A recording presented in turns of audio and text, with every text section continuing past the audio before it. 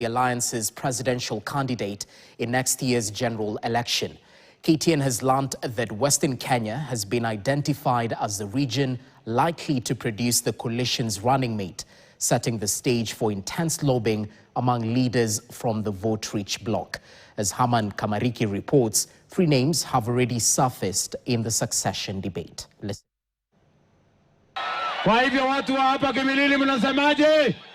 With political realignments gathering pace ahead of the 2027 general election, opposition leaders are quietly working on a formula they believe can unseat President William Ruto. Sources privy to the coalition's internal discussions say a committee tasked with crafting the alliance's electoral strategy has proposed that the running mate position be reserved for Western Kenya, even as consultations continue on who should lead the presidential ticket. The move has already thrust several regional heavyweights into the spotlight. Among those said to be under consideration are Nairobi Senator Edwin Watenya Sifuna, Trans Nzoia Governor George Natembeya, and former Cabinet Secretary Eugene Wamalwa.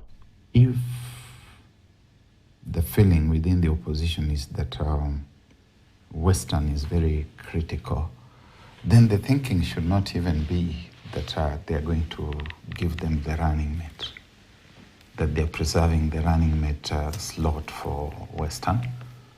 It would be rather obvious that then they should be the ones to field the presidential candidate. Muluka believes any opposition formula seeking to defeat President William Ruto must bring together key voting blocs, including Mount Kenya and parts of Western Kenya. The Mount Kenya region, including what we have traditionally called Central Province, command 32% of the vote. Western has 18% of the vote. If you put those two together, you already have 50%. What is left is to look for one vote. Move on. That is if indeed the opposition is genuine and it is convinced and it's persuaded in its regular refrain of Ruto must go, of one term. And since I've said Sifuna and I've said youth, then allow me to say give him Ndindi Nyoro as his running mate. It will be a very exciting ticket. And now I want to modify my earlier sentiment. I said that by 10 o'clock, Ruto will be in Sugoi.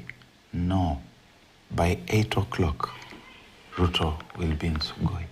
The focus now shifts to whether Prime Cabinet Secretary Musalia Mudavadi and National Assembly Speaker Moses Masika Wetangula will remain firmly in President William Ruto's camp ahead of the next election, and whether the two leaders still command enough influence to deliver the Mulembe vote.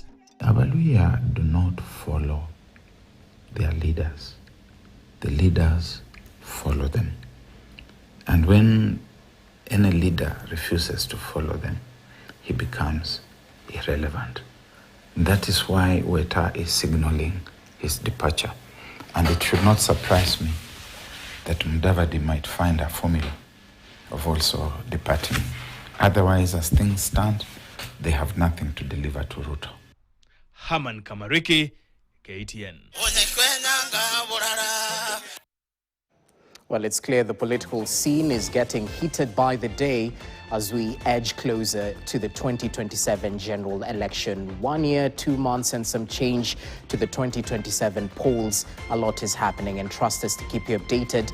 We take a short break right now on Checkpoint. Do stay with us. A lot more in terms of information coming your way. Keep it right here.